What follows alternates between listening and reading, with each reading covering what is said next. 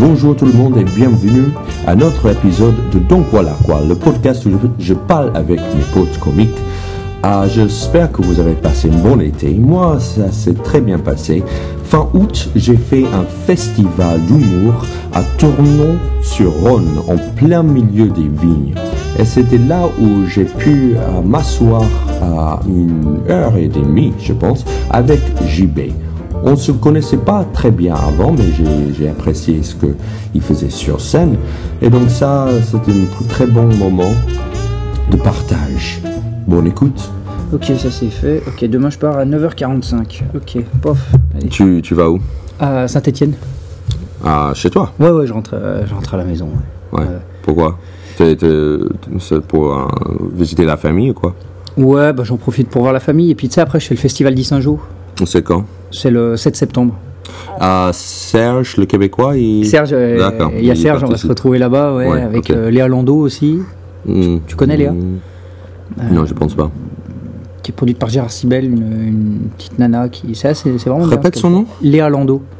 Elle est assez petite, brune. Ouais, ok. Ouais, très pertinent ce qu'elle fait, c'est assez écrit. Bien écrit, bien écrit, je vois qui c'est. Ouais. J'ai vu un passage d'elle il y a peut-être un an. Et oui, ça m'a frappé comme c'était bien écrit. Non, c'est très bien écrit. Elle est assez jeune quand même, non? Ouais, elle a notre âge. T'as quoi, toi, 30? 34 même. T'es 79? Ah, 79. Ouais. Putain, moi je suis de 80. T'es mon aîné. C'est rare quand même. D'habitude, je suis un des vieux, moi, dans le métier. Non, ouais, moi je suis tranquillement plus vieux que tout le monde. C'est la sagesse, ça. Ouais, je sais pas quoi, mais. La feignasse. La feignasse. Donc, parce que tu viens de là-bas, tu viens de Saint-Étienne. Parce que c'est drôle, parce que j'ai fait ça avec Sanaka aussi. Qui est un Stéphanois aussi. Il est de ça. Tu connaissais Sanaka avant? Non, en fait, c'est marrant, on se connaissait pas. C'est drôle parce que en fait, mon parrain, c'est un comédien, c'est-à-dire un vieux comédien, qui donnait des cours de théâtre, et il donnait des cours de théâtre à Sanaka. D'accord, c'est drôle. C'est marrant, quoi. Ouais. Et donc, mais c'est le même quartier? Vous avez grandi dans le même quartier ou un peu dans un coin de Saint-Étienne? Non, un coin différent, mais Saint-Étienne est petit. Enfin, c'est pas une très très grande ville. En fait, le centre-ville est assez. Ouais, t'as une bonne vanne là-dessus. Vous avez sur New York, tous les deux des bonnes vannes sur Saint-Étienne. Bah, si tu veux, c'est une ville qui est tellement. Franchement, c'est tellement. Enfin, moi, j'aime beaucoup ma ville, vraiment. Parce que quand j'y retourne, je suis toujours content. Ouais. Mais dans la tête des Français, dans la tête des gens, c'est une ville qui est très grise, qui est triste. Tu sais, c'est une ancienne ville ouvrière où c'est un peu dégueulasse et tout. Ouais. Et c'est vrai que dès que tu parles de cette ville, n'importe où, quand je vais jouer ailleurs, je dis, je viens de Saint-Étienne, t'as des gens qui font oh là là. C'est drôle, tu vois. Donc, c'est drôle. Ouais, il faut en jouer. Il faut exploiter le filon, tu vois. Ouais, c'est cool. Et. Mais tu vois, c'est marrant parce que Sanaka c'est pareil. Sanaka comme moi, c'est des villes.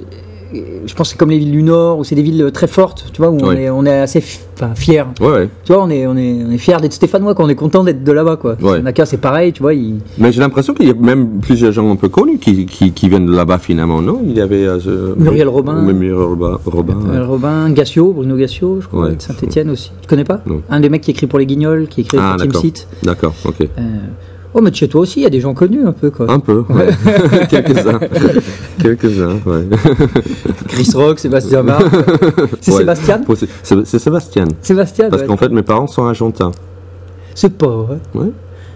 Moi, je suis né, j'ai grandi à New York, mais mes parents sont argentins. Ils sont nés en Argentine. Ils ont traversé le Rio Grande, quoi. Ouais, voilà, en avion, oui. En avion, d'accord. Ah oui, c'est pas des immigrés clandestins. Non. D'accord. Non, ils sont venus aux États-Unis en 78, et moi, je suis né l'année d'après. Parce que Marx est allemand. C'est ça. Parce que les parents de mon père sont allemands. Moi, j'ai une vanne dessus, donc je vais le dire, c'est que mes grands-parents ont fui le nazi en Europe, mes parents ont fui les dictateurs en Argentine pour aller aux États-Unis, et moi, je suis venu en Europe pour fuir mes parents. C'est bon. Donc, voilà, l'histoire en cours. Ouais. Donc moi, je viens d'Argentine. Voilà. New York avec des parents argentins. Moi, j'en parle pas dans mon spectacle, pas dans le spectacle en français, mais dans le spectacle en anglais, j'en parle un peu plus. Ah oui, parce que tu fais les deux, c'est ça. À Paris, il y a une scène au gymnase, non? C'est ça. Enfin, au gymnase, ouais. Et ça marche bien, ça. Ça marche bien. Ouais. Il y a beaucoup de. Pas mal. Ouais, en fait, c'est régulier. C'est-à-dire que j'ai fait plus beaucoup de pubs. c'est un peu grâce à la bouche-oreille où je suis sur plusieurs sites touristiques, dont TripAdvisor, tu vois. Ouais. Et le touriste, il trouve ça comme ça. Et il y a pas mal de Français qui aiment voir le spectacle en anglais. Et des fois, ils me connaissent grâce à aux choses que je fais en français. Tu vois, comme la radio ou Jamel ou choses comme ça. Et donc, ils me trouvent et ils ont envie de me voir en anglais. Donc, ils viennent un truc en anglais. Mais n'empêche qu'il y a pas mal de Français qui viennent en me disant « Ah, en fait, j'ai compris plus que j'aurais pensé. » Tu vois, parce que bon, finalement, on comprend le thème et c'est assez... Ouais, puis on a l'habitude d'entendre de l'anglais aussi. Aussi.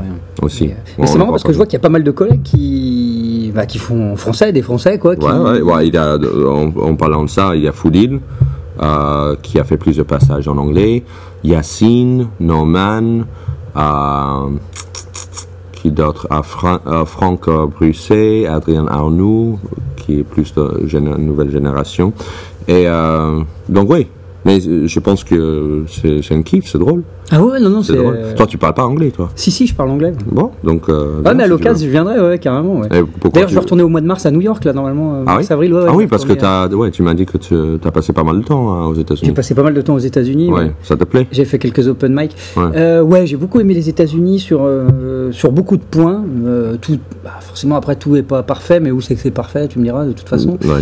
Mais il y a des trucs que j'ai beaucoup aimé, c'est notamment on en parlait hier un peu, c'est vraiment cette énergie, comment dire, je sais pas, il y a un truc dynamique, ouais. Les gens sont des grands gamins en fait. Hein.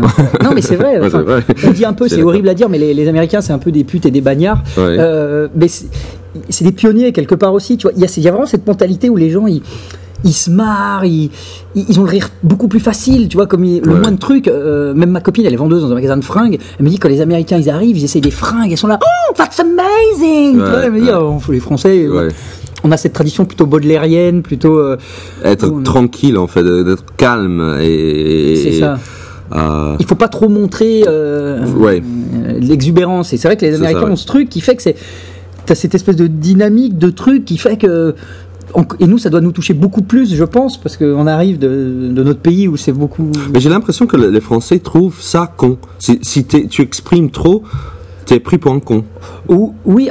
Il y a ce risque, j'ai l'impression. Tu connais bien la France maintenant.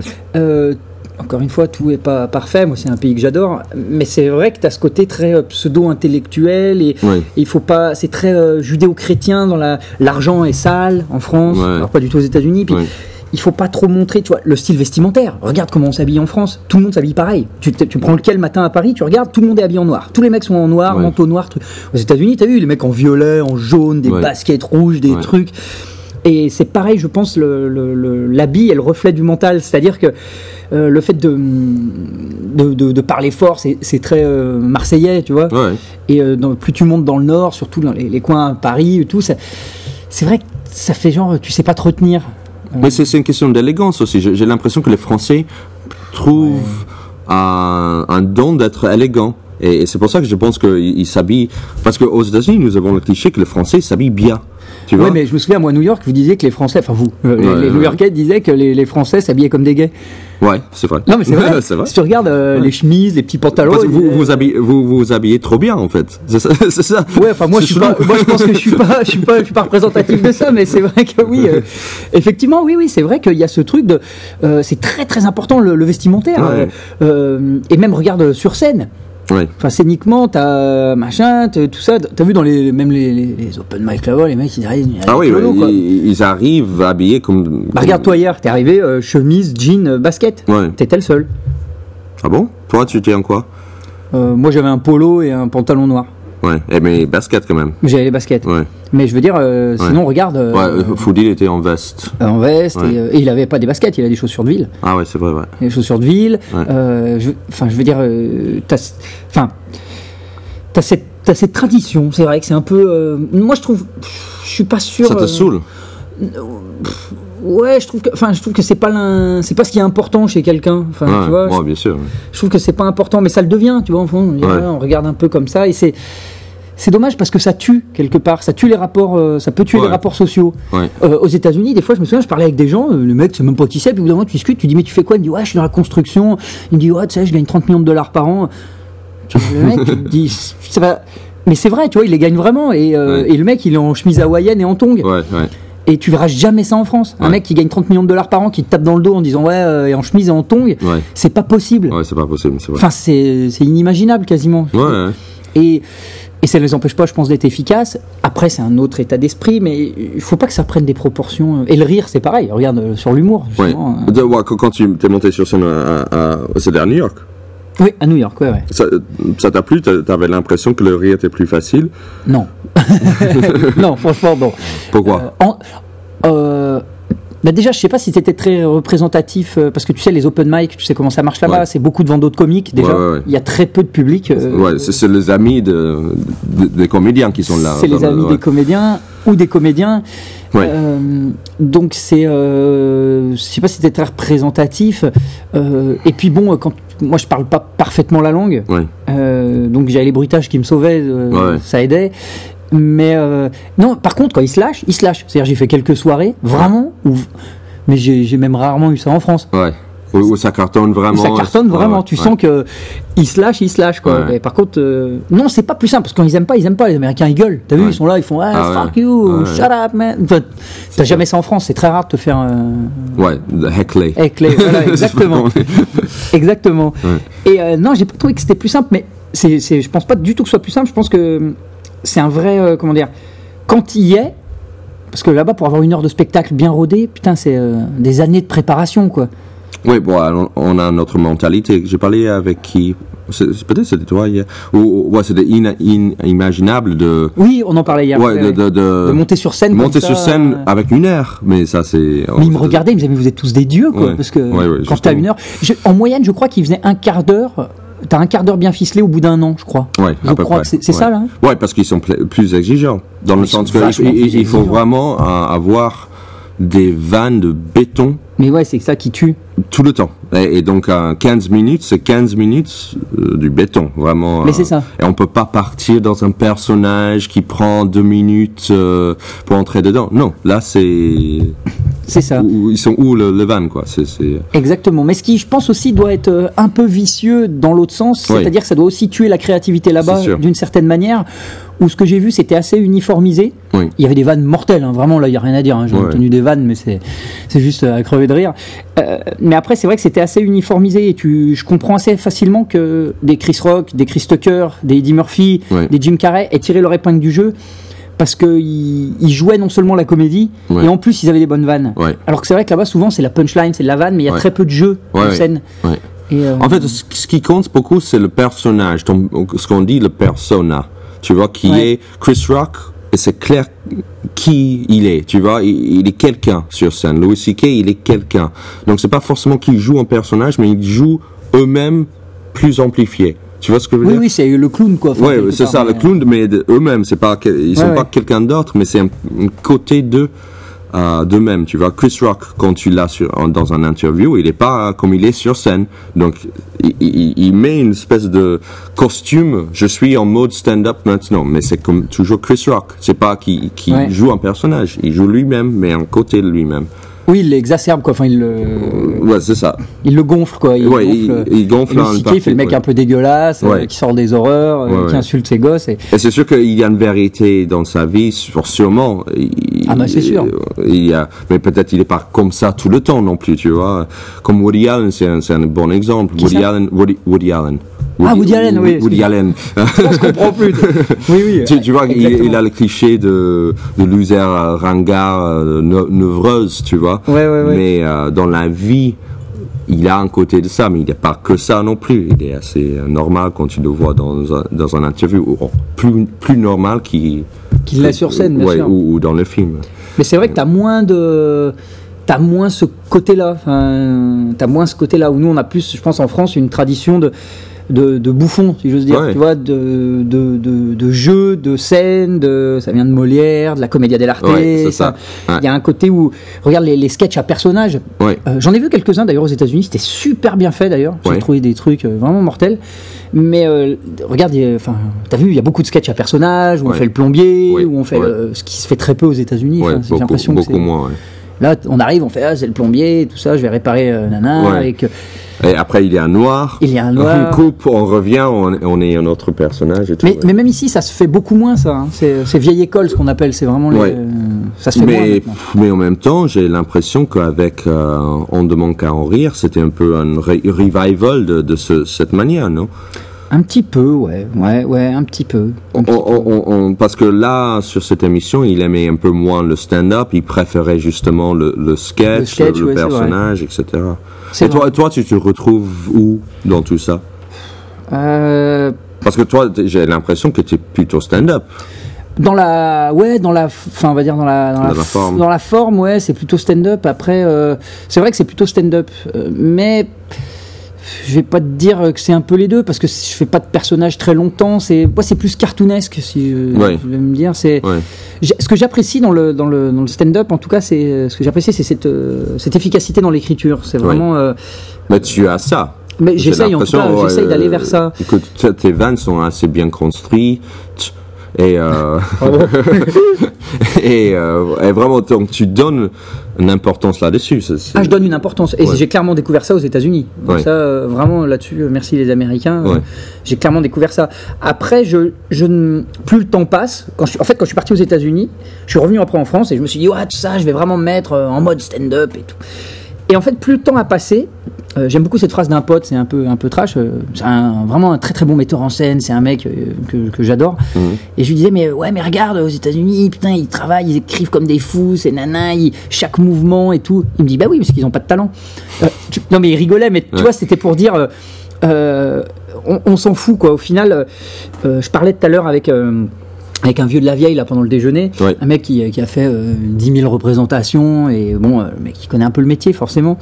Et on parlait de ça, il me disait c'est marrant parce qu'il y a une espèce d'uniformisation justement de l'humour. Et même Serge Yvan, le Québécois, me disait est-ce qu'il y a des vannes que par exemple tu comprends pas que les gens en France se marrent et par exemple vice versa, tu vois, des trucs tu dis mais ça c'est vraiment nul.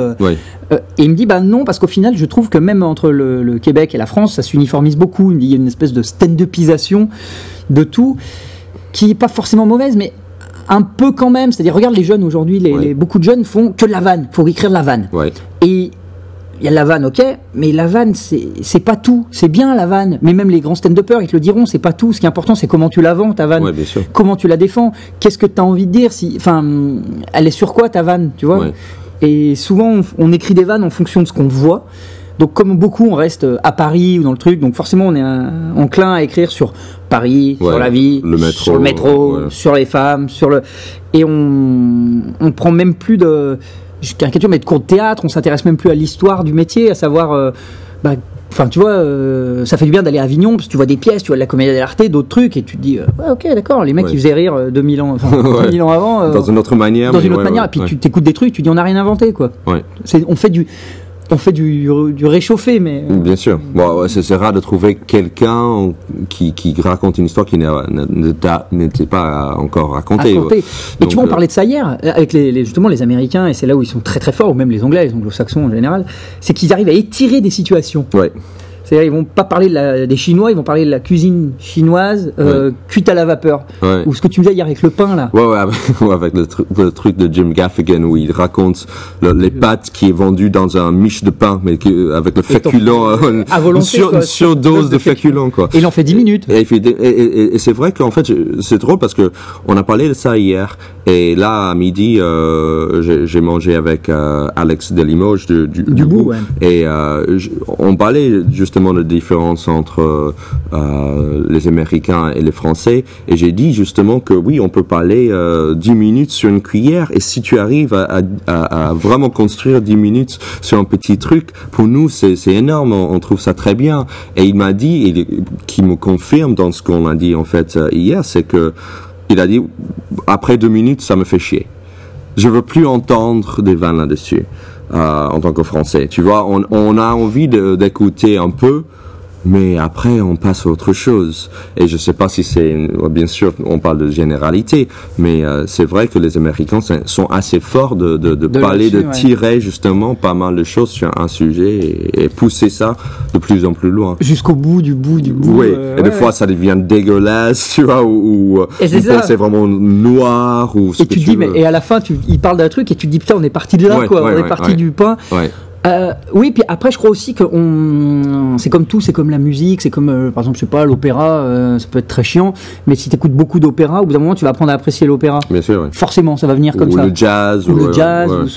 Ou le heavy metal. Ouais. Et je pense que c'est pareil l'humour, c'est-à-dire qu'on est tellement pas habitué à ce genre d'humour d'étirer que forcément, au début, c'est un peu gonflant, mais si à la télé demain, ou si tous les humoristes se mettaient à étirer, on arriverait à apprécier ça. Ouais.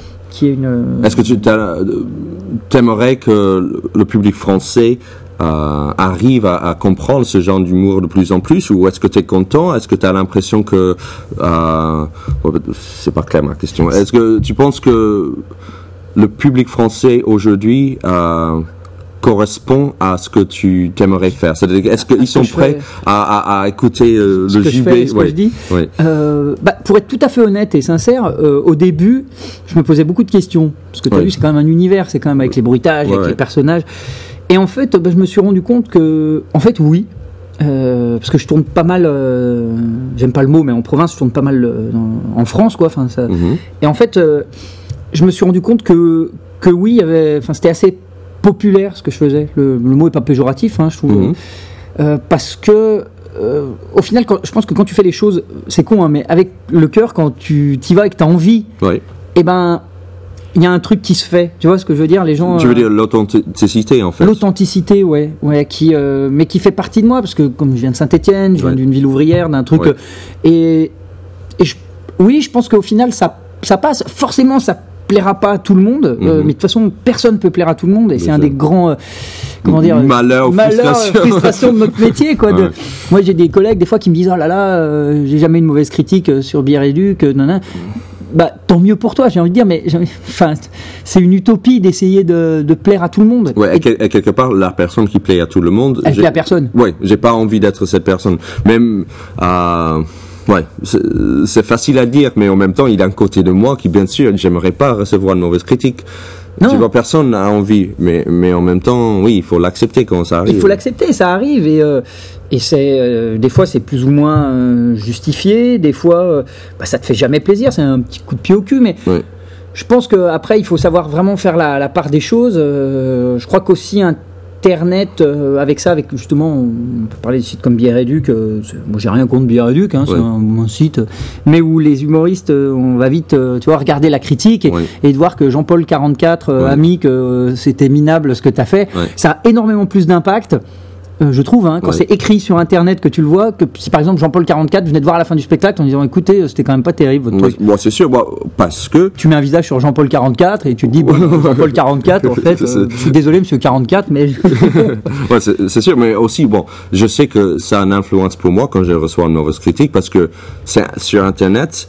Et ce qui m'embête, c'est que je sais que quelqu'un qui aimerait voir mon spectacle, s'il tombe sur ce site, peut être influencé par Jean-Paul 44. Et donc du coup, il va se dire, ce spectacle n'est pas bon.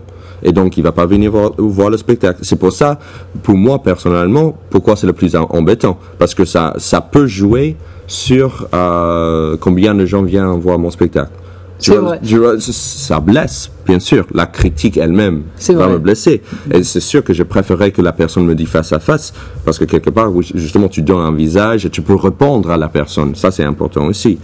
Mais quand tu reçois ça, justement, sur Internet, c'est... Puis que le monde entier, grosso modo, sait que t'es une merde. Oui, c'est ça. Mais quelque part. Mais il y a ça aussi. Alors après, je crois que déjà, ça fait partie des règles du jeu. C'est-à-dire quand tu mets ton spectacle sur Bière et Duc, tu sais que ça arrive. Ça va arriver, Ça va arriver, ça arrive, c'est le jeu. Après aussi, je crois beaucoup à la Vox Populi. Moi, je crois beaucoup au bouche à bouche. Regarde, on le sait, franchement, t'as fait beaucoup de scènes ouvertes. Moi aussi, j'ai fait beaucoup de scènes ouvertes. Ça n'a jamais fait que ça a rempli ma salle. Enfin, moi en tout cas. Moi non plus, mais ça peut aider. Ça peut emmener quelques gens. Mais par rapport à une salle allez, si tu joues dans une petite salle de 50, tu te fais pas 50 personnes avec des scènes ouvertes. On le sait. T'as 5 personnes maxi. Maxi. Donc... Je suis pas sûr que ce soit un grand, comment dire, je suis pas sûr que ce soit un catalyseur de personnes, quoi, d'aller faire les scènes ouvertes. Je pense que c'est mieux pour essayer des nouveaux trucs. Oui. Voilà, mais je crois beaucoup bouche à oreille, c'est-à-dire des gens qui sortent et qui disent putain, c'était chouette. Ouais. Tiens, t'es allé voir quoi? Je suis allé voir Sébastien Marx. Ah, c'est bien. Ouais, il joue. Tac, ben va le voir. Ouais. Je suis peut-être con, hein, mais non, mais pour mon spectacle, c'est ça qui marche le mieux. Voilà. Et bon, Jean-Paul 44, il va mettre que t'es une merde. Moi, ça m'arrive. Hein, ça m'arrive. Franchement, j'ai beaucoup de mauvaises critiques. Enfin, beaucoup. Sur Ubi Réduc, je suis à 8% de mauvaises critiques. Oui. Et ça te fait quoi? Quand tu reçois une, t'as une en tête qui t'a vraiment blessé? Il y en a une, mais elle avait été modérée en fait. Elle a été parce que c'était même pas sur le spectacle, c'était sur moi en fait. On m'avait dit genre ouais c'est un con et tout. Ah bon? Ouais, mais alors que, enfin je veux dire, déjà ça n'avait rien à voir et puis c'était bizarre, c'était quelqu'un qui m'avait vu en scène ouverte et qui avait mis une critique sur mon spectacle. Alors qu'il avait même pas vu le spectacle. Ah, ça c'est bizarre. Il a dit oui, je l'ai vu sur la scène ouverte de machin. Ah mais ça c'est con. C'est con. Alors Biréduc bien con. m'a dit écoutez on va l'enlever. Ça j'avais trouvé ça bizarre. Puis il avait dit non, une plus qu'une autre, pas tellement. C'est tu te dis toujours ah bon ok bon, mais je crois aussi que s'il y a vraiment des gens qui ont une légitimité de critiquer le spectacle, c'est quand même les spectateurs. Oui. Après, je crois qu'aussi le fait d'aller sur Biréduc, c'est le fait d'aller sur Biréduc et de le mettre. Je crois que ça donne aussi aux gens, comment dire, je sais pas une mission, mais tu vois. Ouais, il leur donne un pouvoir. Ça leur donne un pouvoir, un truc, ils se disent, faire partager un avis, tout ça. Après, moi, je préfère vraiment à la limite qu'on vienne me voir ou qu'on me dise, écoutez, c'est nul. Mais après c'est pas grave, on dit que c'est mauvais. Tu imagines, j'ai 8% de mauvaises critiques. C'est quand même énorme. Enfin, c'est beaucoup. Ouais. Pour Biréduc, c'est beaucoup. Ça m'empêche pas de tourner, ça m'empêche pas, tu vois, de passer des bonnes soirées, ça m'empêche pas de faire des dates. Et d'avoir des gens dans ta salle. Et d'avoir des gens dans ma salle, et puis des gens qui moi j'ai des gens qui me mettent, j'ai 8% de mauvaises, puis j'ai des gens qui arrivent qui me disent, ah c'est super, vous avez un univers bien à part, c'est à vous. Ouais. Et tu vois, je parlais avec justement le vieux de la vieille de tout à l'heure, qui m'a dit un truc très beau. Il m'a dit, tu sais, parce que je demande, moi j'aime bien aller voir des vieux de la vieille. Ouais. Nous on dit souvent c'est des ringards. Tu sais, et ils connaissent pas, ils comprennent pas notre génération. Exactement. C'est vieux, ils font c'est ringard, tout ça, mais. Il faut pas oublier que les vieux ringards, mine de rien, ils connaissent, ils savent maîtriser une scène, quoi. Les vieux ringards, tu peux les mettre là à Tournon, tu peux les mettre dans un palais des sports, tu peux les mettre sur une table. Ils savent, tu vois. Je parlais avec Tex hier. Tex, franchement, c'est marrant, c'est un amour. Il présente les amours, mais c'est un mec adorable. On a discuté un peu. Et j'aime beaucoup vraiment parler à ce genre de mecs des vieux de la vieille, quoi, qui ont fait beaucoup. J'aime bien leur demander des conseils. J'aime bien dire écoute, je lui ai dit écoute, qu'est-ce que tu me dirais si tu avais un conseil à me donner? Il me dit sur ton spectacle, sur ce que j'ai vu. J'ai dit non, ça à la limite, si tu veux, mais plus par rapport au métier en général. Toi qui as de grands conseils du métier. Grands conseils du métier. Et il m'a dit écoute, si j'ai un conseil à te donner, c'est économise-toi. Il me dit c'est vachement bien de jouer 300 fois par an. Il me dit moi j'ai fait 5 cabarets dans la nuit. T'imagines à l'époque il faisait 5 cabarets dans la nuit. T'imagines? C'est épuisant. C'est épuisant. Et puis forcément que les mecs ils deviennent bons parce qu'ils jouent beaucoup. Il me dit l'apprentissage vient de la répétition. Donc il me dit c'est ça qui a fait quelque part qui fait que tu deviens bon. Il dit mais ne perds pas la flamme. Il dit économise-toi pour pas perdre la flamme. Ne te dégoûte pas. N'aie pas une surdose. Et je sais pas, t'as dû l'avoir aussi j'imagine. Non, la surdose de travail. Oui, quand après un moment tu t'en as marre. Le risque, c'est que tu dis j'ai plus envie de monter. Justement, je comprends exactement de quoi il parle. Moi, ça m'arrive, et ça lui arrive. Et d'être dégoûté, d'être amer, peut-être c'est un mélange de mauvaises critiques ou juste t'as l'impression que rien marche bien, ça avance pas, ça avance pas. Et je crois vraiment, et ça, moi je suis un adepte du karma et tout. Je crois vraiment que si les choses n'avancent pas comme tu as envie qu'elles avancent, c'est que peut-être tu n'es pas dans la bonne direction de ce que tu fais. C'est-à-dire qu'il me disait, enfin non, ça c'est pas Tex, c'est un autre qui me disait, avec qui je parlais, pareil, un vieux de la vieille, qui me disait, pareil, je lui ai demandé, je lui ai dit, qu'est-ce que tu me dirais comme conseil? Et il m'a dit, j'aurais envie de dire beaucoup, rapprochez-vous de ce que vous avez envie de faire, faites ce que vous devez faire. Et je crois vraiment, c'est ce que je retiendrai de Tournon. Je crois que c'est vrai, c'est-à-dire n'hésitez pas entre guillemets, à prendre des risques. N'essayez pas, il disait, de vous copier, pas copier, mais les uns les autres. Ne faites pas du... il dit, j'ai l'impression que les humoristes essaient de donner au public ce qu'ils veulent. Oui, ce qu'ils attendent. Ce qu'ils attendent. Ouais. Et ce qui est, je pense, et je le pense aussi, je pense que c'est faux, parce que on me dit, ouais, mais les gens, ils veulent ça. Mais les gens, ils veulent quoi? C'est qui les gens? Qui sont les gens? Qui est le public? Toi, tu arrives à savoir, toi, Sébastien Marx, tu sais ce que veulent les gens? Non, je savais pas. Non, mais regarde, il y a des gens qui adorent Chris Rock. Ouais. Aux États-Unis, il y a des gens qui doivent le détester. Ouais. Il y a des gens qui doivent adorer Louis C.K. Il y a des gens qui doivent le détester. Il y a des gens qui doivent détester Chris Rock et Louis C.K. Il y a des gens qui doivent aimer les deux. Ouais. Donc, il n'y a pas de... Bon, en fait, ça revient à pourquoi, moi, personnellement, j'aime Louis C.K. ou Chris Rock, mais je pense vraiment sur Louis C.K. là.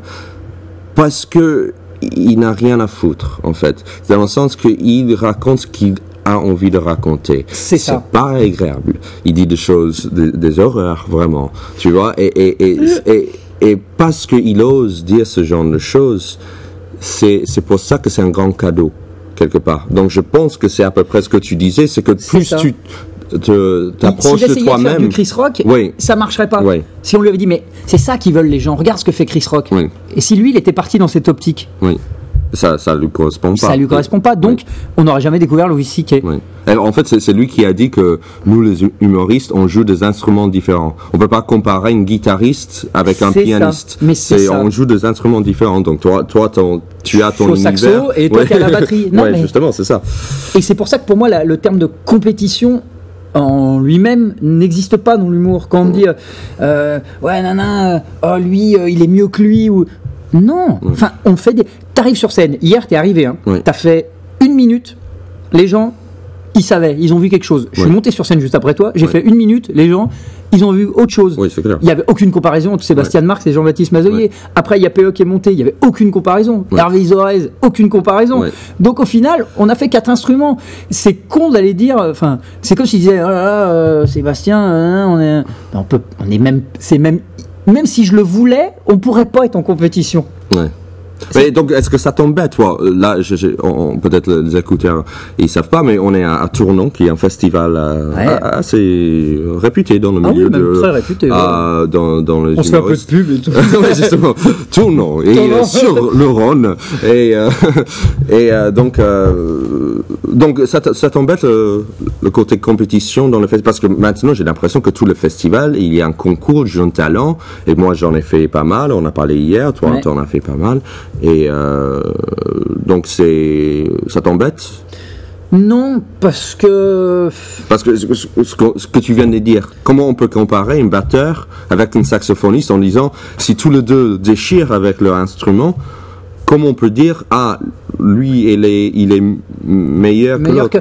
Je crois que tu vois, la métaphore des instruments est bien, parce que mine de rien, un bon guitariste sera peut-être plus mis en avant qu'un bon batteur.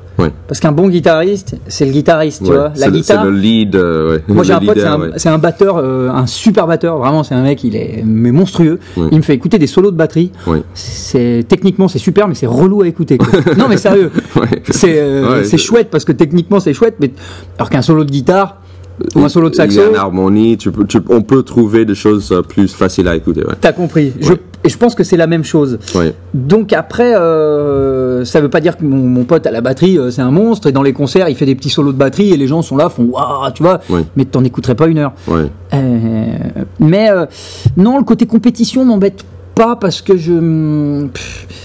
encore une fois, comme pour moi, c'est pas un comparatif. Enfin, tu vois, c'est pas. J'ai passé le cap de me dire. Dans ma tête, c'est un travail mental. C'est pas. J'ai passé le cap de me dire, c'est pas parce que je gagne pas que ça veut dire que t'es mauvais, que je suis mauvais, ou que je suis pas bon, ou que lui est meilleur que moi. Ça veut rien dire. Meilleur par rapport à quoi, à qui. Il a son univers. J'ai le mien, tant mieux pour lui. Si les gens ont plus de sensibilité pour son art, pour ce qu'il dégageait sur scène, pour sa guitare, moi je suis avec ma batterie, c'est pas grave, parce que mon pote il y a des aficionados de la batterie qui adorent ce qu'il fait, et ça l'empêche pas de beaucoup bosser, ça l'empêche pas de je sais que, comment dire, d'un côté j'aurais peut-être moins de, enfin tu peux te dire, j'aurais peut-être moins de, peut-être pas, comment dire, de popularité, Et encore, ça, j'y crois pas, mais peut-être moins de popularité, mais il y aura peut-être une niche de gens qui vont vraiment beaucoup aimer. Tu vois ce que je veux dire? Mais c'est chouette aussi d'avoir une espèce de culte, de gens qui te suivent. Qui te suivent, et puis voir ce que tu fais, ça, juste, voilà, ça plaît, moi. Enfin, j'essaye le plus de me rapprocher, pour en revenir à ce que disait ce monsieur là, de me rapprocher de ce que j'ai envie de donner, de ce que j'ai envie de faire, et plus le temps passe. Je me suis éloigné d'ailleurs, on parlait de ça tout au début, un peu de ce mode stand-up pur et dur, en incluant de plus en plus des bruitages, les personnages. Là, je suis en train de faire des mini-histoires en bruitage. Je développe ça, tu vois, les mini-histoires, je les développe de plus en plus, parce que moi, ça me plaît, mais au début, je me disais, ouais, mais les gens et tout, ils aiment pas ça, ils vont pas aimer, ça va les saouler. Alors qu'en fait, j'étais à côté de la plaque.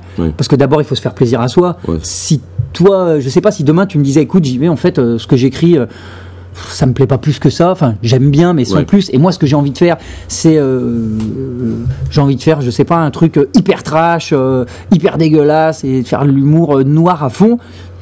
Mais je te dirais, vas-y, fonce, parce que et ça marchera mieux comme ça, même si au démarrage c'est plus dur. C'est comme un bateau qui change de cap. Au début tu vois pas la trajectoire, mais à la fin tu dis, ah oui, en fait, on allait quelque part. Et tout marche mieux parce que tu vas être mieux sur scène, tu vas être mieux dans ton écriture, dans ta créativité, tu vas être mieux parce que ça te correspond mieux. Ça te correspond mieux. Et, mais forcément, tu vas avoir au début peut-être des retours plus difficiles parce que moins de gens vont aimer, ils vont dire, mais Seb, mais non, mais... tes trucs là. Toi, tu es un Américain, il faut pas parler des chats. Mais exactement, c'est ça, exactement. Parce que ça marchait bien, ton truc sympa. Tu parles des Français, des Américains, c'est grand public, les gens aiment bien. Toi, tu te dis, mais les gars, moi j'ai envie de parler des chauves-souris et des morts-vivants. Alors on va te dire, mais tu vois, je t'avais dit, ça marche pas. Et donc après tu peux avoir tendance à revenir à l'autre truc par faiblesse quoi. Mais des fois en s'accrochant ou en y revenant. Mais c'est quand même un équilibre aussi, non? C'est-à-dire qu'on fait je partage ton point de vue, mais je joue un peu l'avocat du diable. Quelque part on est devant des gens, on aimerait quand même jouer devant des gens. Si on faisait ça que pour nous, à quoi ça sert aussi? Il faut un équilibre, on est d'accord. Mais je suis d'accord, il y a un équilibre, mais au final, regarde, quand tu commences à écrire des vannes, ou ton spectacle, ou des trucs, tu fais 10 minutes, au début tu le fais tout seul, il y a toi, t'as aucun retour de ce que va penser le public. On écrit ce qu'on trouve drôle, nous. À nous, donc on se dit, tiens, ça va être marrant. Après, tu joues devant les gens. Et tu vois ce que ça donne. Mais tout au début, le démarrage, c'est une impulsion que tu as toi-même. Tu vois, tu es dans ta chambre d'hôtel, tu es dans le train, tu dis, ah tiens, écrire des blagues sur les Chinois, ou je sais pas, ça te fait rire parce que tu as vu un Chinois dans le train. Mais c'est sûr que si, si ce que tu fais, au bout d'un moment, ça ne marche pas du tout, là, il faut rectifier. À moins que tu sois vraiment sûr de ton coup et que tu dis, putain, je n'en démords pas. Je fonce. C'est comme Thomas Edison, tu vois, qui a mis 1000 tentatives avant d'inventer l'ampoule, quoi. T'imagines s'il a abandonné au bout de 300? On s'éclairera la bougie, quoi, peut-être. C'est sûr. Donc, je pense qu'il faut... Mais après, il y a d'autres aspects, c'est-à-dire des aspects techniques, il y a des aspects où tu peux écrire des trucs sur les chauves-souris et que ça marche pas, et dire putain, ça marche pas, et quelqu'un va dire mais attends, c'est parce que tu l'abordes d'une manière, c'est quand même bizarre. Bizarre, oui. Donc, il faut que... Peut-être en faisant ça, c'est... Tu vois, tu le connais, c'est mieux que personne, c'est du travail. Il faut dire, puis tes blagues, elles sont un peu quand même moins bien écrites que ce que tu faisais avant, tu vois. Donc... Parce que je pense, ce que je voulais dire quelque part, c'est que je pense que c'est un don aussi de parler d'un univers bizarre, mais aussi garder la porte ouverte pour que le public peut te rejoindre. Tu vois ce que je veux dire? C'est ça que je veux dire par un équilibre. C'est-à-dire qu'on peut écrire et on peut partir loin dans quelque chose soit très personnel, très noir, ce qu'on veut, qui est difficile le sujet elle-même, mais justement, quand je dis équilibre, c'est important que le public puisse entrer. Ah, mais ça, c'est clair. Tu vois, et nous accompagner. Non, mais ça, je suis hyper d'accord. D'ailleurs, c'est un peu... c'est ce que j'essaye de faire. Tu vois, dans mon univers un peu décalé, j'essaye que ça reste populaire et ouvert, parce que tu peux vite t'enfermer dans un truc... Bien sûr, les gens disent « Ah, c'est bizarre, je comprends pas. » Tu vois, de rester dans un truc bruitage, machin, ça deviendrait une performance. Tu vois, ça deviendrait une performance de bruitage et de couleurs et de mimes et de ce que tu veux qui... Mais non, ça, je suis hyper d'accord. Ça, c'est... Mais je crois que c'est la base. Vraiment, c'est la base. Et si vraiment, par rapport à ce qu'on m'a dit, si j'avais vraiment un truc à dire, je me disais, tiens, je sais pas, mon petit frère, tiens, je vais me lancer, qu'est-ce que je te dirais? Je dirais, écris, fais ce que écris sur ce que tu as envie, fais ce que tu as envie, et après il vaut mieux garder cette flamme, encore une fois, parce que les textes, quoi, arriver à garder cette flamme, qui des fois on la perd, enfin tu vois ce que je veux dire, des fois ça s'éteint un peu, puis parce que la vie c'est pas facile, comme tu dis, mauvaise critique, un truc en festival, toi, tu vois, ça fait combien de temps que tu fais du one? C'est difficile parce que j'ai fait du stand-up quand j'étais aux États-Unis. Et ça marchait mieux là-bas ou ici? J'étais très jeune. La première fois que je suis monté sur scène, j'avais 17 ans. C'était à New York. Et donc, j'ai fait ça pendant... j'étais à la fac aussi. Pendant 4 ans, j'étais sur scène seul. Aussi, j'avais un groupe de sketch. Et ça marchait bien. Surtout le groupe de sketch. On était 5 ensemble et on commençait à être un peu connus dans le milieu de Boston parce que j'étais à Boston à cette époque-là. D'accord. Et quand je suis venu en France, j'ai arrêté pendant quelques années. Donc au total, avec les États-Unis ici, peut-être ça fait 6 ans. Au total, en France, ça fait 3-4 ans. 3-4 ans? Oui. Donc tu vois, en 3-4 ans, tu as dû voir des périodes... Ah oui, non, j'ai eu des hauts, des bas, c'est sûr. Tu as des hauts, des bas. Mais c'est sûr que ce milieu n'est que ça, en fait. C'est pour ça qu'à mon avis, c'est difficile, parce que c'est difficile... on a l'impression que quand on est en bas, qu'on va rester en bas. C'est juste... mais c'est clair, c'est juste... horrible, quoi. Oui. Plus tu fais ce métier, plus tu vois le schéma, en fait. Plus tu vois que c'est une période, que ça ne veut pas dire que toi, tu n'as pas de talent, ça ne veut pas dire que toi, tu es nul. C'est juste que, ok, il faut que tu bosses peut-être, ou il faut que tu changes de voix, ou tu te décales un peu. Tu as commencé il y a quoi? Le One Man? Oui. Le One Man, j'ai commencé il y a 1 an et demi. En fait, tu étais à Saint-Étienne, après tu es monté à Paris pour faire ça? En fait, moi, j'étais à Saint-Étienne, je suis monté à Paris. Après, j'ai beaucoup voyagé. Après, je suis revenu un peu dans la région de Lyon, tout ça. J'ai fait beaucoup de café-théâtre, machin. Je suis parti un peu à Rome. J'ai travaillé un peu pour le Théâtre Français de Rome. Ah bon? Ouais. Ah, c'est lourd. C'était super chouette. Oui. C'est une chouette ville. Rome, j'adore. Oui. J'adore. J'y vivrai peut-être pas toute ma vie, mais à vivre, en tout cas, c'était super agréable.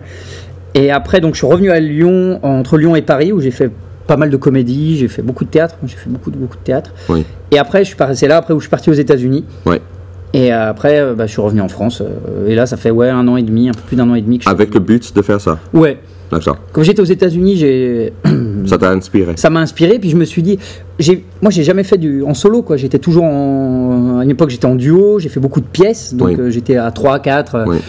Et je me suis dit merde, vas-y, quoi, j'ai envie de faire un truc tout seul. Ce qui me plaît dans le truc tout seul, déjà, on va dire ce qui me plaît moins, c'est que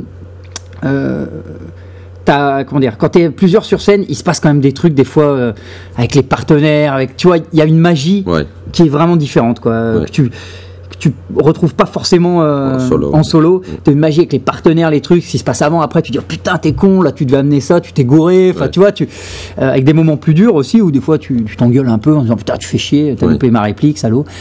Mais voilà, mais ce que j'aime avec vraiment ce que je voulais, c'est atteindre 2 choses, c'est me dire du jour au lendemain je peux partir aller jouer n'importe où.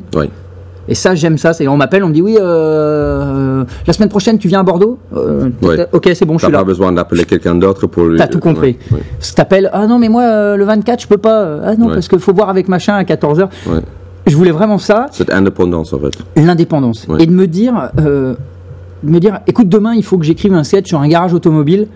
Je veux apprendre à le faire. Je veux savoir, me dire, tiens, on est à Tournon, hop, vite, il faut que j'écrive un sketch sur Tournon ou sur le bar des sports. Je voulais apprendre à faire ça, avoir cette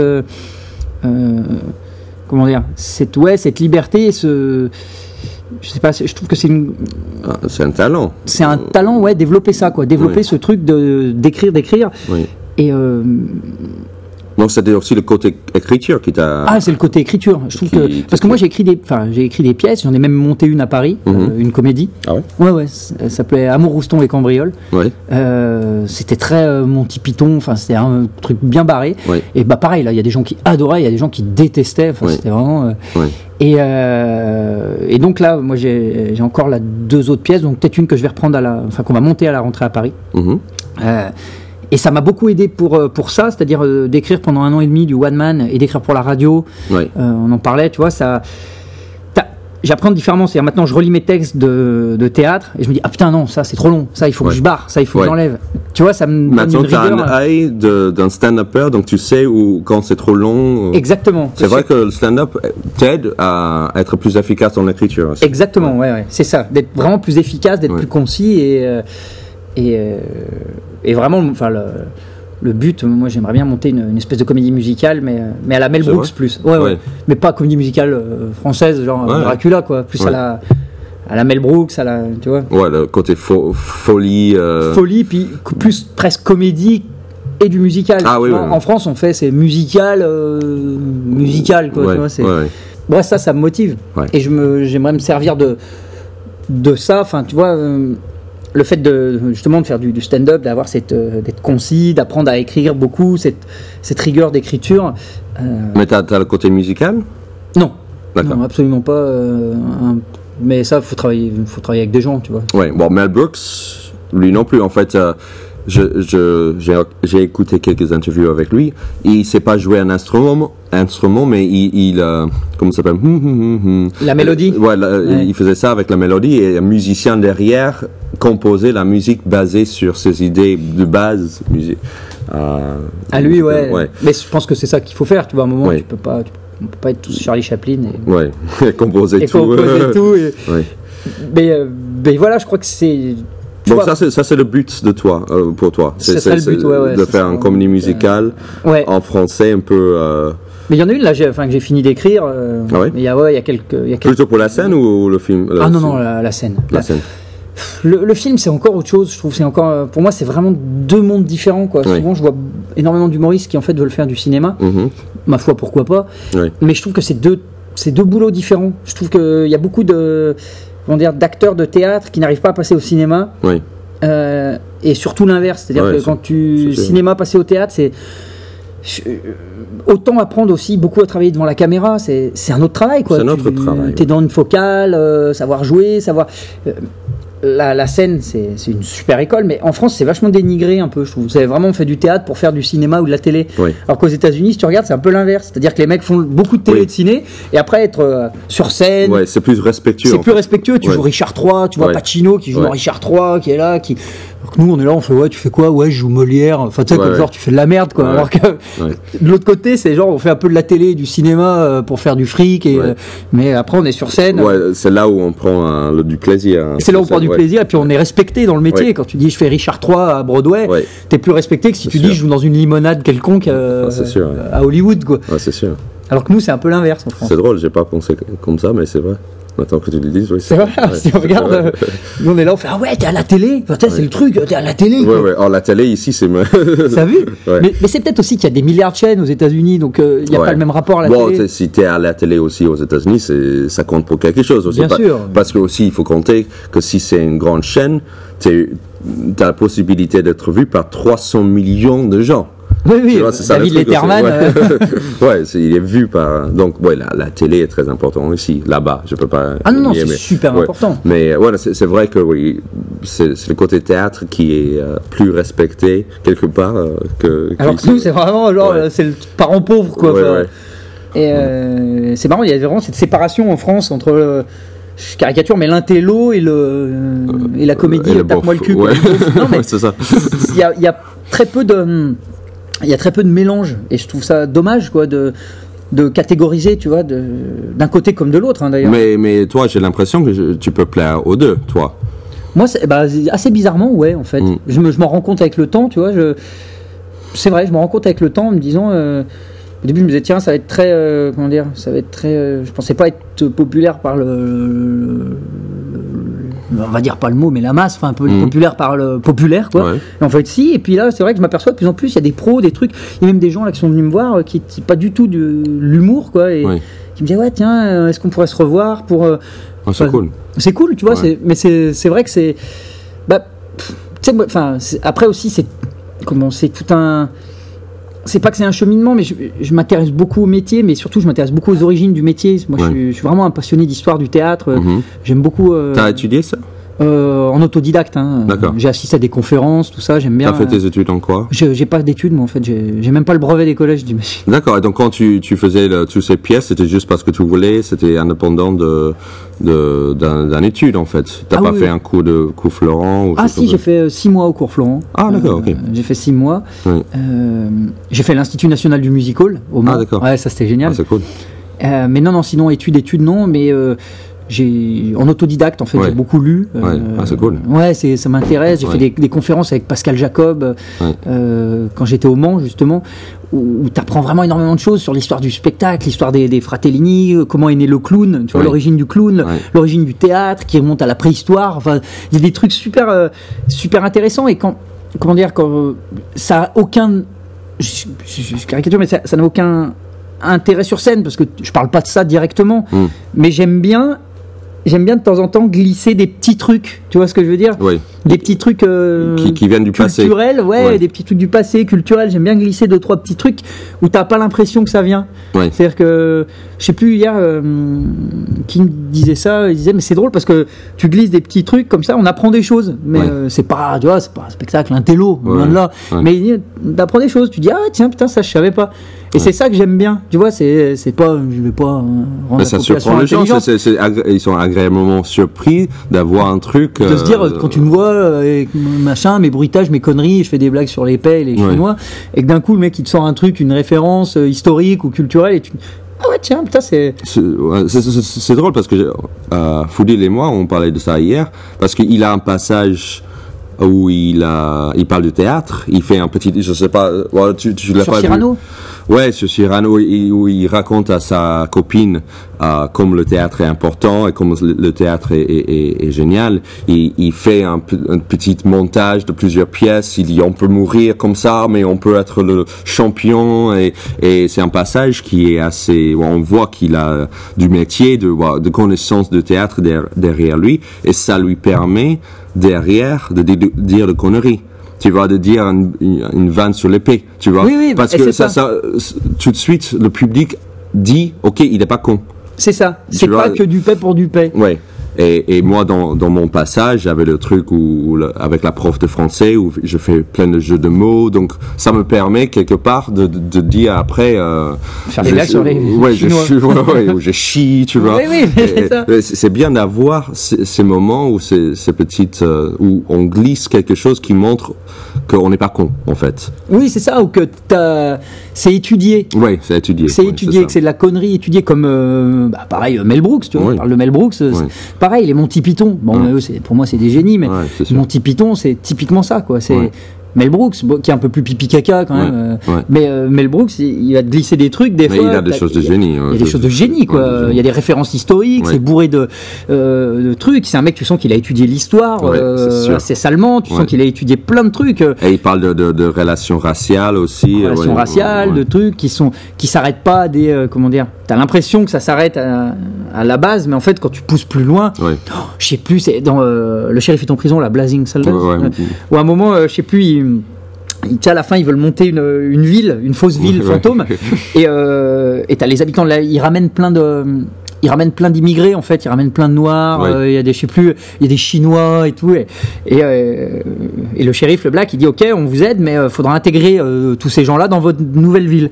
Et ils discutent, tous les mecs de la ville, il fait ok, on veut bien les Noirs et les Shintok, mais on veut pas les Irlandais. Ils sont tous là. Ouais. Mais tu vois, c'est hyper drôle, tu vois, d'amener ce truc comme ça. C'est sûr. Et après, il dit non, vous prenez tout le monde ou personne. Il dit bon, ok, ça va, allez, ok, les Irlandais. Puis après, ils se sautent tous dans les bras, ils se serrent la main. Mais c'est exactement ça en plus, tu vois. C'est pas moralisateur.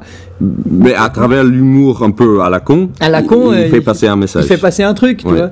Et je crois que ça aide beaucoup, tu vois, de se cultiver, entre guillemets, c'est pas, on n'est pas, mais c'est important, de voir qui est passé devant, avant, je veux dire, si c'est le théâtre classique, ou même le stand-upper, ou même le film comique, de savoir ce qui était fait et apprendre.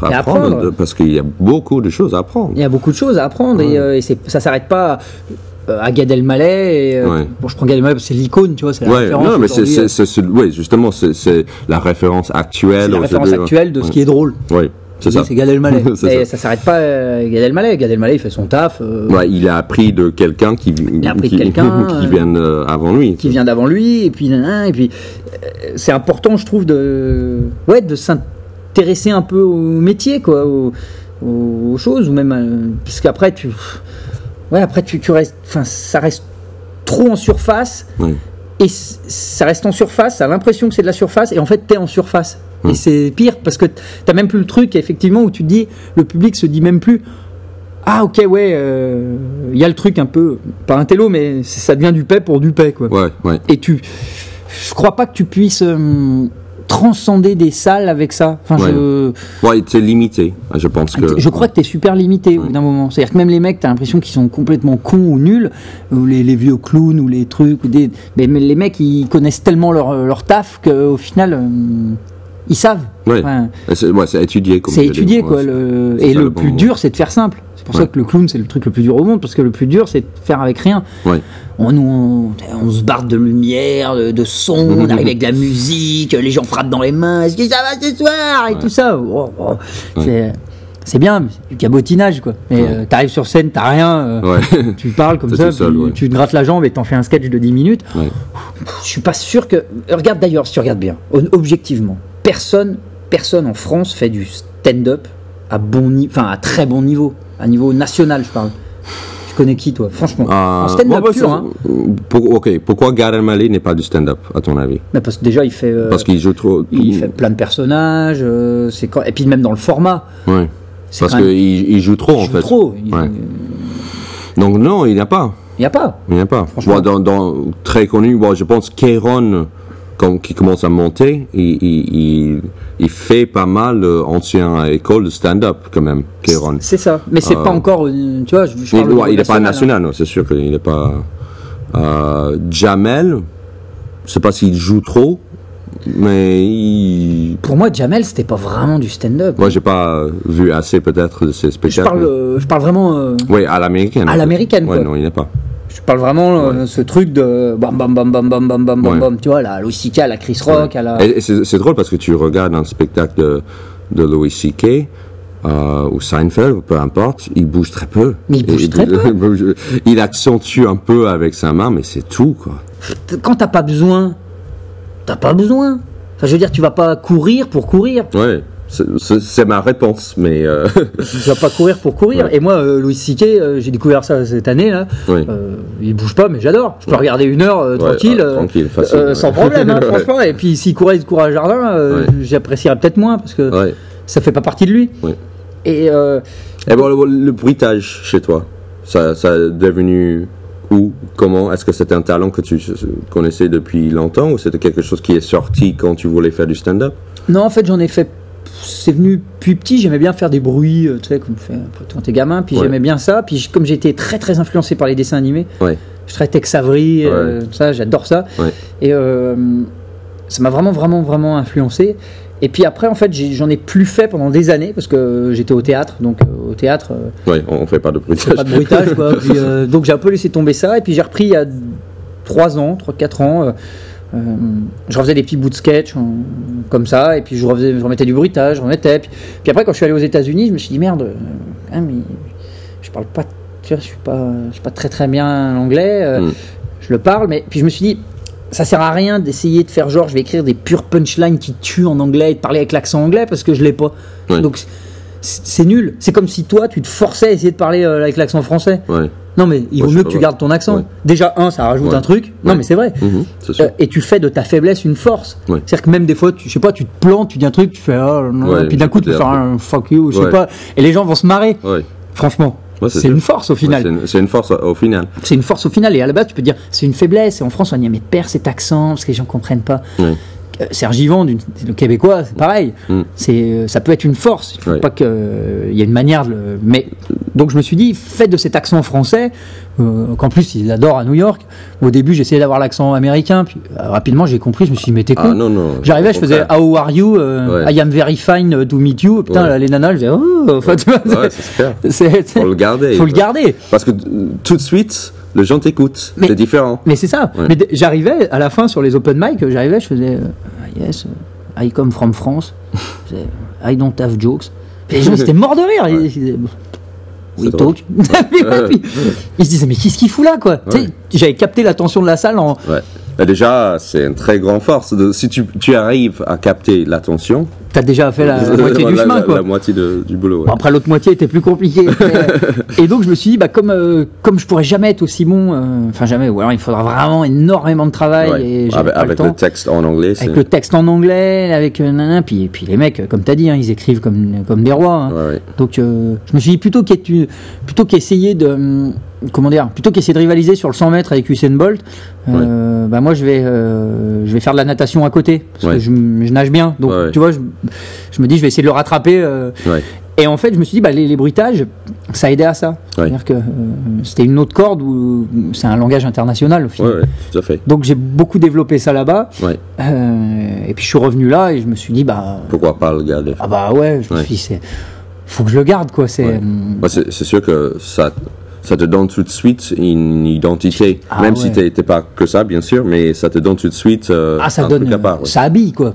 J'arrive sur scène, puis je mets le coup de pied au chien, t'as vu hier, les gens ils voient un chien et ils rigolent, alors qu'il n'y a rien au final. Tu te dis, t'habilles, tu crées un château, tu crées l'autoroute et une voiture en 2 secondes, quoi, comme dans un dessin animé, quoi. T'arrives, la voiture elle est là, et donc je me suis dit il faut garder ça. Et on en parlait encore une fois à table.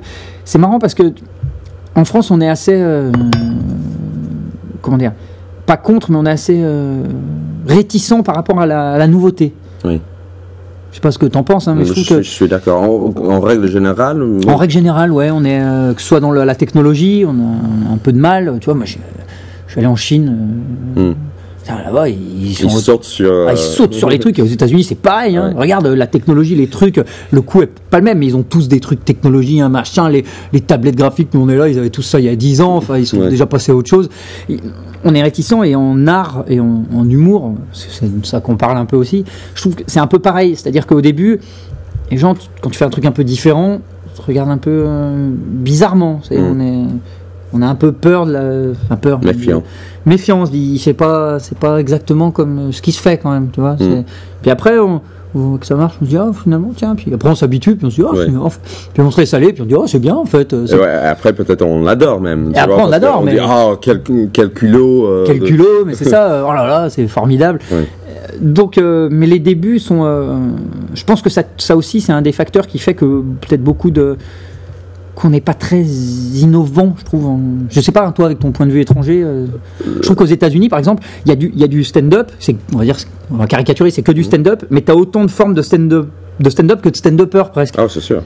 Et regarde Pablo Francisco, parce que tu connais. Non. Gabriel Iglesias. Non, en fait, je pense pas. T'as des mecs, ou prends, je sais pas, un Louis C.K. ou un Jim Carrey, par exemple. Il y a des mondes, quoi. Il y a des mondes qui les séparent. Ouais, ok, c'est sûr. Ça peut être assez uniforme, au final. En France. Ouais, je trouve, non? Oui, je pense que ça évolue. Je pense que notre génération est en train de montrer que c'est possible d'avoir, justement, des univers de plus en plus différents. Je pense que c'est un peu notre boulot, et notre devoir, même, notre génération, c'est de montrer à l'ancien. Ils ont beaucoup de choses à nous apprendre, mais aussi je pense que c'est à nous de dire ok, mais ça c'est possible aussi.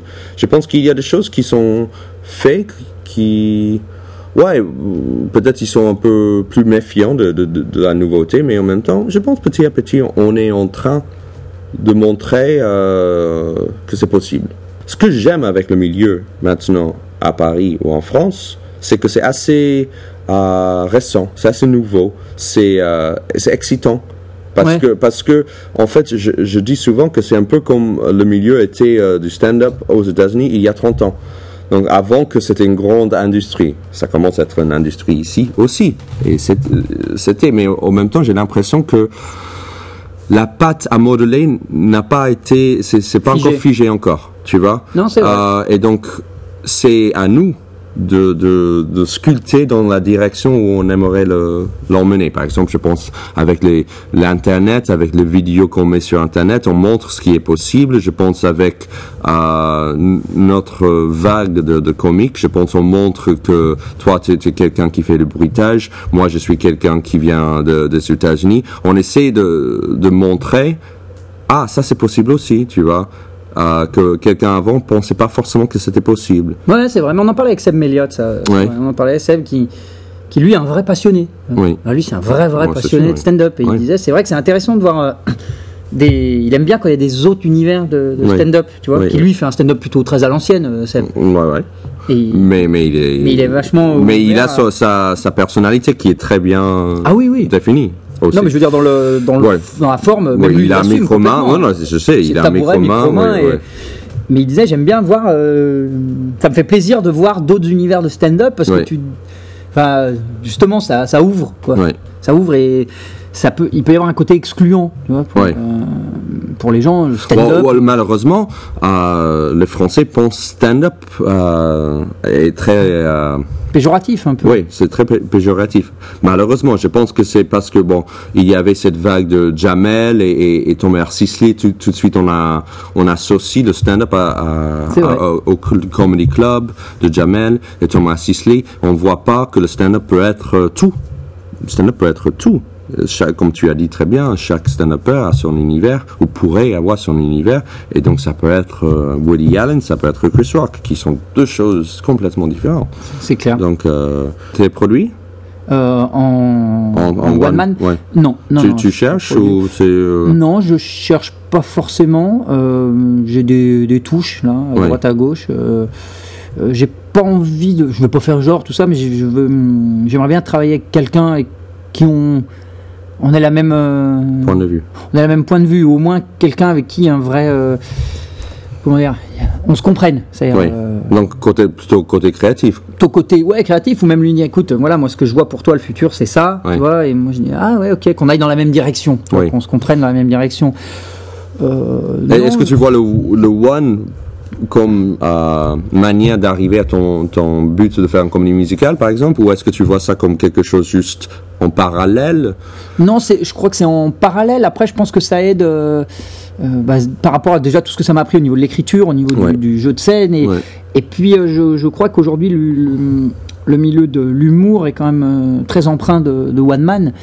Je m'en rends compte en chemin, en fait, tu vois. À la base, j'avais pas fait ça pour ça, mais je m'en rends compte en chemin en me disant, en fait, tu vois, regarde, on fait des festivals, on rencontre beaucoup de gens, des programmateurs de théâtre, des producteurs dans les festivals que j'aurais peut-être pas forcément rencontrés, tu vois, si j'avais continué dans le théâtre. Mais qui a un autre réseau aussi, tu vois. Donc c'est sûr que c'est un autre réseau. Mais non, j'aimerais bien déjà pousser ce spectacle vraiment au bout. Au bout, c'est quoi au bout pour toi? Au bout, c'est vraiment comment dire, tourner plus, vraiment tourner plus, et sur le terme artistique, c'est développer justement ce que je te disais, tu vois, peut-être les mettre plus de pas de performance, mais d'étirer les moments avec les bruitages, de créer des mini-histoires à l'intérieur du spectacle, de surtout pas laisser tomber le côté stand-up, le côté van, si j'ose dire, parce que mais de tirer un peu ça, et là je travaille sur le prochain, là j'ai travaillé sur le prochain. T'as pas l'impression que déjà tu as ça, mais tu aimerais explorer? J'ai ça à 40%, tu vois. J'aimerais que ça atteigne le 100%. J'aimerais que ça atteigne au moins 80, tu vois. Déjà, si je suis à 80, c'est déjà bien pour un premier spectacle, tu vois. C'est le premier, pour un premier, j'ai déjà pas mal tourné, j'ai déjà et après, donc faire le deuxième spectacle qui sera peut-être pas dans la même veine, mais c'est marrant parce que tu dois le voir aussi, je pense, quand tu as un premier spectacle, tu commences, puis après tu évolues au fur et à mesure du temps, et en fait après, au bout de, je sais pas, un an peut-être, tu te retournes et tu regardes tes textes avec du recul et tu dis, tu vois l'évolution et les trucs que tu as gardés, qui sont là depuis le début, et tu vois ce que tu as fait à la fin, et tu t'aperçois des différences de niveau. Enfin, je sais pas toi. Mais souvent, c'est plus simple en fait. C'est-à-dire le résultat final, c'est la même idée, mais juste dit plus simplement, plus. Ouais, mais tu vois, c'est souvent le travail, c'est d'épurer. Ouais. D'épurer. Ouais, mais c'est vrai. C'est drôle, ça. C'est drôle, ouais, mais le plus dur, c'est de faire simple. Ouais. Comme tu as dit avec le clown. Avec le clown, le plus dur, c'est de faire simple. C'est de chaque fois, on veut mettre des effets, rajouter des milliards de trucs, des machins. Ouais. Alors qu'en fait, des fois, un regard, un truc, ça suffit, quoi. Ouais. Enfin, donc non. Puis après, commencer petit à petit à monter déjà la première pièce. Avec il y a 3-4 personnages, remonter ça. Ouais. Et après. Après, peut-être, justement, peut-être avec les rencontres, parce que là, la comédie musicale, c'est un truc qu'il faudrait qu'il soit produit, il faudrait... un orchestre. Un orchestre, et puis je pense qu'il faut vraiment se remettre, après ça c'est moi, mais je pense qu'il faut vraiment se mettre dedans. C'est pas un truc que je peux faire à moitié. Ah ouais, c'est sûr, il faut que j'arrête le one man. C'est un grand boulot. C'est un grand boulot, tu vois, c'est pas genre, je fais du one man, je tourne à la télé, et puis je fais une comédie musicale. C'est pas possible. Enfin, je pense, moi aussi. À faire trop de trucs, tu te casses la gueule, tu fais rien de bien. Ouais, justement. Tu te casses la gueule, tu t'éparpilles trop. Tu t'éparpilles et t'es même pas content, t'es pas heureux, parce que tu passes ta vie à courir, à faire plein de trucs, et rien est bon. Rien est bon. Donc, à la limite, je préfère pousser celui-là jusqu'au bout. Ouais. Mais après, ça va se faire tranquillement, parce que il y a un moment où ça fait un an et demi que j'écris et que ce spectacle évolue, et je crois qu'à un moment, il faut... tu vois, à tripoter le moteur pendant 1 an et demi, il y a un moment aussi, il faut avoir envie de s'amuser avec la voiture, quoi. Tu vois, j'ai envie maintenant de m'amuser avec la voiture. C'est-à-dire, ce spectacle n'est pas parfait. Aucun de mes spectacles sera jamais parfait. Oui, bien sûr. Et voilà, j'ai envie maintenant de m'amuser avec ça et de me dire, d'arrêter de pinailler sur la moindre petite phrase. Maintenant, j'ai plus envie d'explorer le côté peut-être comédie, d'explorer l'autre côté avec les bruitages, avec les trucs, mais d'arrêter de suranalyser. Ça aussi, c'est un des vrais fléaux, quoi. Tout le temps de dire je réécris.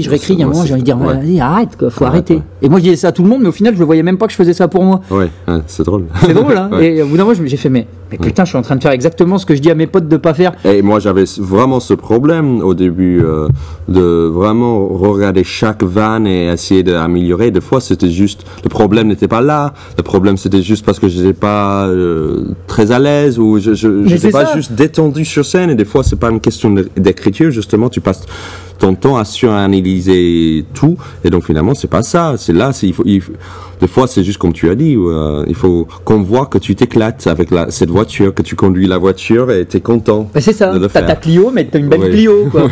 C'est ça. T'essayes de construire la Mercedes, et au final, ta voiture elle est au garage sans arrêt, quoi.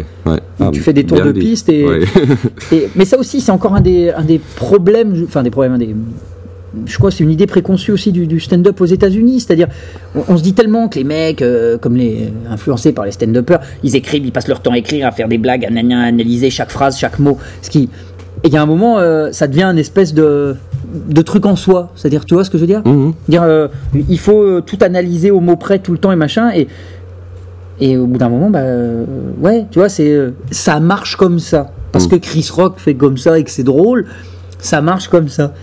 Alors que donc t'as même plus le temps de conduire ta voiture, quoi. Donc j'ai envie de conduire un peu ma voiture, de profiter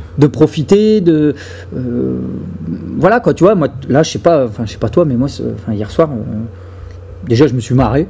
Moi aussi. Franchement, c'était agréable. C'est sûr, c'était super agréable. C'est juste un plaisir de jouer devant 400 personnes. C'est juste un plaisir de jouer devant 400 personnes dans de bonnes conditions avec des gens super organisation. Et peut-être t'aurais pu dire ta blague différemment, peut-être que j'aurais pu faire 4 bruitages de plus. Est-ce que c'était vraiment important? Non. Je crois pas, tu vois, je crois qu'il y a un moment il faut savoir aussi se faire plaisir. Mais il y a 2 voix dans ma tête, je sais pas si c'était pareil. Il y a une voix qui dit t'aurais pu faire ça, t'aurais dû enlever ça, mais il y a l'autre voix qui dit ok, tais-toi, c'était bien, c'était un plaisir, c'est juste...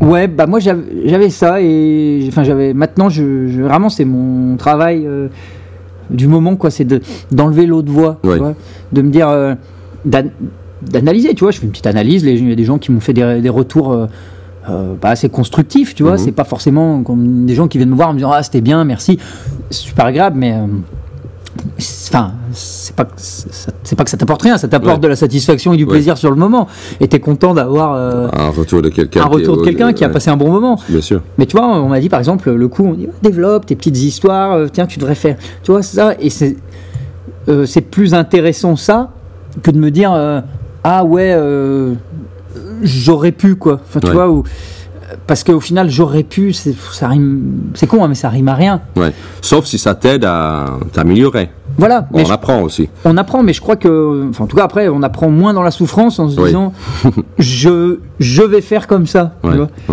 analyser et se dire ok je vais faire comme ça. C'est vrai que tiens j'aurais pu faire ça et c'est la même chose mais je crois qu'il faut éviter de tomber dans ce truc de prise de tête. J'ai des collègues à Paris putain mais que je trouve super brillants quoi mais c'est trop, il n'y a plus de lâcher prise quoi. C'est trop dans le contrôle. Je dois. Il faut que ça soit tout.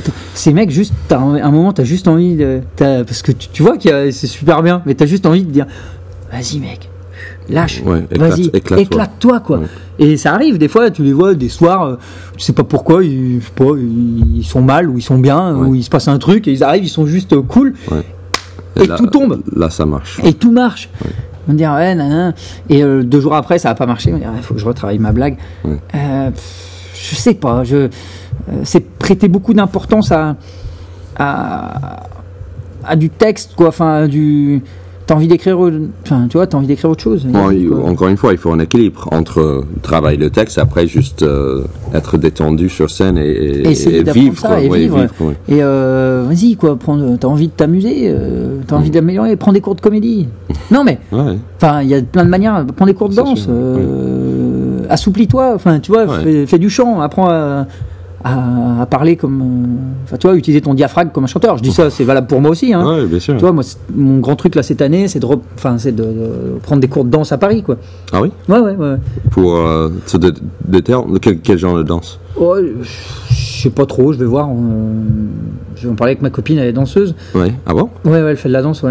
Quelle danse elle fait? La danse contemporaine. Ouais. C'est des trucs où ils courent et tout, ils sont en blanc et tout. Mais c'est chouette, franchement, tu vois, et ils savent se servir de leur corps, quoi. Et pour aujourd'hui, je pense que pour moi, c'est peut-être plus utile ça que de passer mes journées à essayer de recalibrer ma blague sur les Chinois. C'est drôle parce que moi j'ai pris, c'est drôle qu'on parle de ça parce qu'hier soir, ça fait un moment que j'ai pas dansé la salsa, mais hier soir on a fait un peu la fête. Je pense que c'était après que t'es parti, tu vois. Mais t'es rentré à quelle heure? Non, 4 heures. Ah ouais, parce que moi je suis rentré déjà, c'était 3 heures. Ouais, c'était pas loin après, mais il commençait à passer la musique salsa. J'ai pris des cours de salsa pendant 2-3 ans et on a dansé hier. Et c'était tellement bien, surtout après avoir joué hier soir. C'était juste un bonheur de se lâcher, en fait. Et quand j'ai pris ces cours de salsa à cette époque-là, ça m'a fait énormément de bien. Mais dans toute ma vie. Donc je te conseille parce que ça t'apporte, parce que c'est un travail de se lâcher, lâcher prise. Vraiment. Ah mais c'est clair, moi tu vois cette année je faisais du yoga et de la boxe. Ouais. C'est cool. Ouais. Mais c'est cool, non, deux choses moi que j'aime, contraires mais qui aident. que j'aime parce que d'un côté ça me permet de me défouler, c'est un autre truc, c'est de la percussion, c'est très violent et on a tous une dose en nous de ça et je pense que c'est important de la faire sortir. Puis il y a pas que ça, c'est de la technique, puis et l'autre c'est un côté où tu apprends à écouter ton corps et c'est pareil, moi ça me fait super du bien. J'en ai fait beaucoup moins cette année que l'année d'avant et je le ressens. Ouais. Peut-être, c'est marrant, mais t'as remarqué aussi, il y a de plus en plus de comiques, d'humoristes qui partent à New York pour faire des scènes, pour faire des trucs. C'est drôle, hein. Ouais, et il y a notamment le comte de Bouddha qui commence à, je pense, vraiment faire beaucoup de scènes là-bas. Et oui, mais même dans notre entourage, Kian est allé. Alex Nguyen. Ouais. Et Seb. Semel il était là cet été, mais je ne sais pas s'il est monté sur scène, je ne pense pas. Mais c'est drôle cette manière. C'est une espèce de pèlerinage. De pèlerinage et de se dire, d'aller chercher, c'est marrant, d'aller chercher cette espèce de contact, de reconnaissance. Je dis pas, c'est pas péjoratif, je l'ai fait, donc. Mais d'aller chercher cette espèce de reconnaissance de truc là-bas. Tu vois, comme si quand tu revenais là, ça t'apportait. Oui. Bon, c'est drôle parce que j'ai parlé avec Christophe, le producteur, tu vois, qui a Mustapha. Oui, d'accord. Ils sont allés à Los Angeles et Mustapha est monté sur scène au Laugh Factory pour les kiffs, tu vois, parce que c'est tellement c'est pas tellement mythique. Mythique, une référence, et donc c'est drôle. C'est juste pour pouvoir dire je suis monté sur scène au La Factory, tu vois. Ouais, c'est un drôle, délire, comme s'acheter une voiture, quoi. Ouais. Non, mais c'est comme monter dans la Tour Eiffel, dire ok. Faire l'Olympia, quoi. Ouais, c'est ça. Non, mais c'est marrant ce truc d'aller là-bas pour. Je pense après. Pourquoi pas, mais je pense que pour un Français en tout cas, pour réussir aux États-Unis dans l'humour. C'est dur. Hein. T'as intérêt, je pense. Hein. Il faut être là, en fait. Il faut être vraiment. Il faut être là et il faut être, je pense, avoir encore une fois ce qu'on disait, transformer une faiblesse en force, ne pas essayer de concurrencer les gens sur leur terrain, parce qu'on sera aucun Français. Tu dois le voir même toi avec tes labos, tes soirées d'humour. C'est pas possible. C'est pas possible. C'est pas possible. C'est pas. Il faut se servir de sa force. De ce qu'on a de mieux et de pas essayer d'écrire des super punchlines qui vont te tuer parce que ça sera jamais aussi drôle. Et en plus il y a des codes culturels qu'on n'a pas, il y a des références qu'on peut pas avoir, il y a des jeux de mots qu'on pourra jamais traduire. Enfin, toi oui, mais et même pour vendre la blague, si même toi tu me traduis une blague en me disant bah tiens ça se dit comme ça, je la vendrai pas aussi bien, tu vois. Donc autant se servir d'autres choses, tu vois, mais ça peut. Bon, moi je n'arrête pas à faire ça en français, c'est sûr. Justement parce que pour moi c'était une grande faiblesse la langue, c'était un grand truc à surmonter. Ouais, mais t'en as fait une force. C'est très taoïste, hein, c'est le tai chi, tu te sers la force, la faiblesse en force. T'as intérêt, et c'est ça qui fait que aussi tu captes, parce que t'arrives, tu commences à parler, on t'écoute, on dit tiens c'est qui non mais qu'est-ce qu'il fait c'est sûr. Qu'est-ce qu'il fait là l'américain quoi. Et il faut que je m'explique. Non, mais c'est vrai. C'est vrai. Mais je me mets à ta place, putain, je me dis, des fois, mais maintenant, bon, t'es habitué, t'es un vieux cabochard. T'as plus. T'as de la promo que t'aimerais faire, dire quelque chose ton spectacle, tu reprends là à la rentrée? Je reprends à la rentrée au Théâtre Le Lieu. Oui. Voilà, le mieux, Tu sais quand Je fais les mercredis à 20h et je vais faire un autre soir, je vais faire 2 soirs, je sais pas lequel encore, mais les mercredis à 20h. Et puis voilà, je vais faire pas une tournée, mais je vais me déplacer beaucoup en France. Cool. Ouais, c'est plutôt bien, ouais. Avec un tourneur ou Non, ça vient un peu. Des dates que les gens qui me proposent. Donc voilà, le mieux, c'est tu tapes JB Show sur internet et puis. JB Show. JB Show. C'est I-B-E. D'accord. S-H-O-W. D'accord. Je fais à l'anglaise moi aussi. Oui, très bien. Je suis un peu jaloux. Bon, on va se saouler, qu'est-ce qu'on fait? Ouais, très bien. Oui, je suis d'accord. Donc, merci beaucoup. Merci à toi, franchement, c'était cool. Bon, comme n'importe quelle bonne conversation qu'on peut avoir en France, notre conversation, JB et moi, a fini avec un apéritif. Donc, c'était juste avant le remise de prix de ce festival et c'était vraiment un plaisir de m'asseoir avec lui, de parler des festivals, de son point de vue de l'humour et des générations d'humour et tout ça.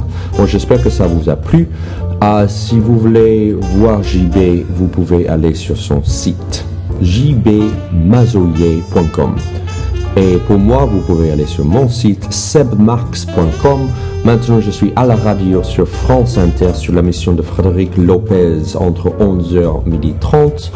Et je joue en anglais tout le vendredi à 20h au Sol Gymnase. N'hésite pas à venir me voir. Donc voilà quoi. À la prochaine.